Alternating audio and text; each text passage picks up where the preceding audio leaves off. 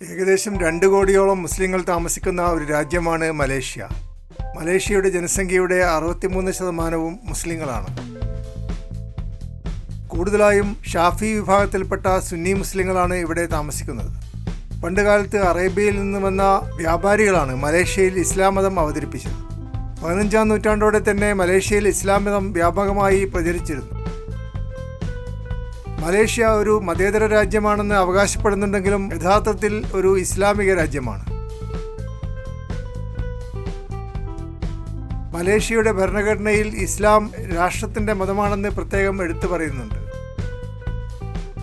അതുകൊണ്ട് മലേഷ്യക്ക് ഒരു മതേതര സ്വഭാവമില്ല. എങ്കിലും മറ്റു മതസ്ഥർ ഇവിടെ അല്പസ്വല്പം പ്രയാസത്തോടു കൂടിയാണെങ്കിലും ജീവിക്കുന്നുണ്ട്. മതസ്വാതന്ത്ര്യം വളരെ കുറഞ്ഞ ഒരു രാജ്യമാണ് മലേഷ്യ. മലേഷ്യയിലെ ചില സംസ്ഥാനങ്ങളിൽ ഇസ്ലാമിക ശൈലിയിലുള്ള ഭരണമാണ് നടന്നു വരുന്നത്. മറ്റ് ചില സംസ്ഥാനങ്ങളിൽ ബ്രിട്ടീഷ് ശൈലിയിലുള്ള ആധുനിക ഭരണവ്യവസ്ഥയും നിലവിലുണ്ട്. മലേഷ്യയുടെ സംസ്ഥാനമായ കെലാൻടാൻ പാൻ മലേഷ്യൻ ഇസ്ലാമിക് പാർട്ടി എന്ന മുസ്ലിം രാഷ്ട്രീയ പാർട്ടിയാണ് ഭരിക്കുന്നത്. ഇവിടെ ശരീഅത്ത് നിയമം നടപ്പിലാക്കുവാനുള്ള ഒരു ശ്രമം നടന്നുവെങ്കിലും പാർലമെന്റ് അത് അനുവദിച്ചിട്ടില്ല. പണ്ട് ബ്രിട്ടീഷുകാർ ഭരിച്ച ഒരു രാജ്യമായതുകൊണ്ടാണ് മലേഷ്യയിൽ പാശ്ചാത്യ ശൈലിയിലുള്ള നിയമങ്ങൾ നിലവിലുള്ളത്. എങ്കിലും മലേഷ്യയിലെ ജനങ്ങൾക്ക് കൊടുക്കുന്ന ഐഡന്റിറ്റി കാർഡുകളിൽ മതം പ്രത്യേകം എടുത്തു പറയുന്നുണ്ട്. മുസ്ലിങ്ങൾക്കും ക്രിസ്ത്യാനികൾക്കും ഹിന്ദുക്കൾക്കും ബുദ്ധമത വിശ്വാസികൾക്കും പ്രത്യേകം ഐഡന്റിറ്റി കാർഡാണ് മലേഷ്യയിൽ നൽകുന്നത്. അതുപോലെ പള്ളികളുടെ നിർമ്മാണം ഗവൺമെന്റ് ഫണ്ടിൽ നിന്നാണ് നിർവഹിക്കുന്നത്. വെള്ളിയാഴ്ചകളിൽ എല്ലാ ഗവൺമെന്റ് സ്ഥാപനങ്ങളും 2 മണിക്കൂർ ഉച്ചസമയത്ത് പ്രാർത്ഥനയ്ക്ക് വേണ്ടി ഒഴിവു സമയം കൊടുക്കുന്നുമുണ്ട്. ചില മലേഷ്യൻ സംസ്ഥാനങ്ങളിൽ വെള്ളിയാഴ്ചയും ശനിയാഴ്ചയുമാണ് ഹോളിഡേ. എന്നാൽ ഭൂരിഭാഗം മലേഷ്യൻ സംസ്ഥാനങ്ങളിലും ശനിയാഴ്ചയും ഞായറാഴ്ചയും തന്നെയാണ് ഹോളിഡേ ഉള്ളത്. പ്രധാനപ്പെട്ട ഹോട്ടലുകളിലും ഷോപ്പിംഗ് മാളുകളിലും ഫ്ളാറ്റുകളിലും മുസ്ലിങ്ങൾക്ക് പ്രാർത്ഥിക്കുവാൻ പ്രത്യേകമായ പ്രാർത്ഥനാ മുറികൾ ഒരുക്കിയിട്ടുണ്ട്. അടുത്ത കാലത്തായി മലേഷ്യയിലെ സ്കൂളുകളിൽ കൂടുതലായി ഇസ്ലാമികവൽക്കരണം നടക്കുന്നുണ്ട്.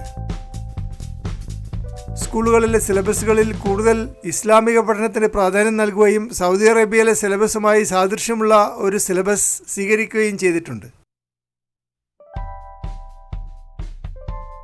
മലേഷ്യയിലെ മുസ്ലിങ്ങളും ഷിയാക്കളും തമ്മിൽ കടുത്ത ശത്രുതയുണ്ട്.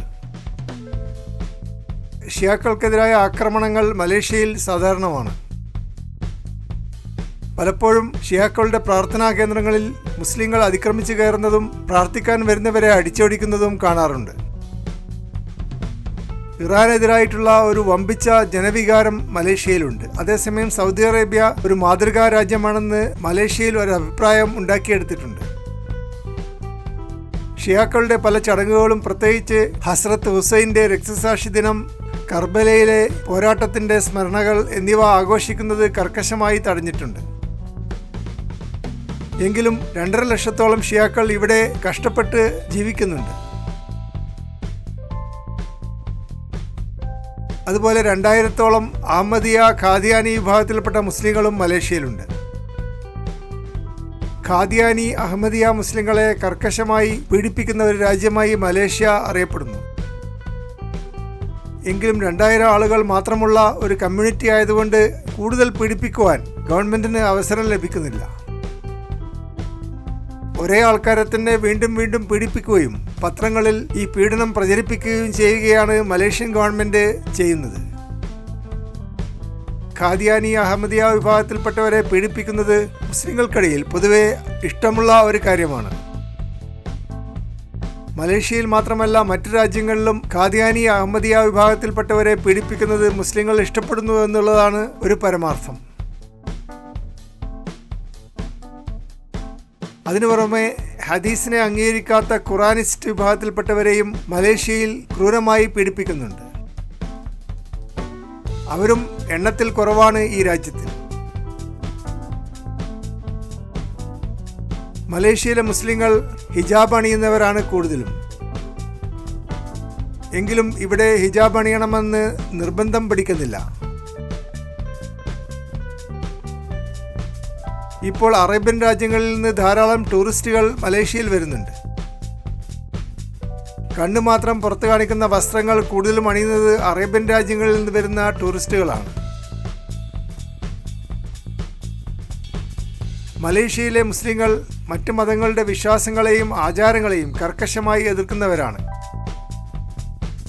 യോഗാഭ്യാസം ഹിന്ദുമതത്തിൻ്റെ ഭാഗമാണെന്നും അതുകൊണ്ട് അത് അനുവദിക്കാൻ പറ്റില്ല എന്നൊരു നിലപാടും മലേഷ്യയിലെ മുസ്ലിങ്ങൾക്കുണ്ട്.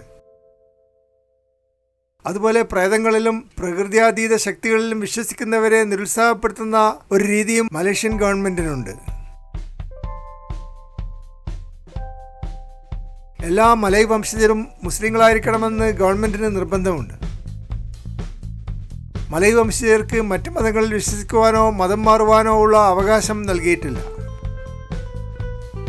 മലേഷ്യയിലെ കോടതികൾ മതേതര രീതിയിൽ സംഘടിപ്പിച്ചവയാണെങ്കിലും അവക്ക് പുറമെ ശരീഅത്ത് കോടതികളും മലേഷ്യയിലുണ്ട്. ഇസ്ലാം മതവുമായി ബന്ധപ്പെട്ട കാര്യങ്ങൾ ശരീഅത്ത് കോടതിയിലാണ് തീരുമാനിക്കപ്പെടുന്നത്. എങ്കിലും മുസ്ലിങ്ങളല്ലാത്തവർ ശരീഅത്ത് കോടതിയുടെ ഭരണപരിധിയിൽ വരുന്നില്ല.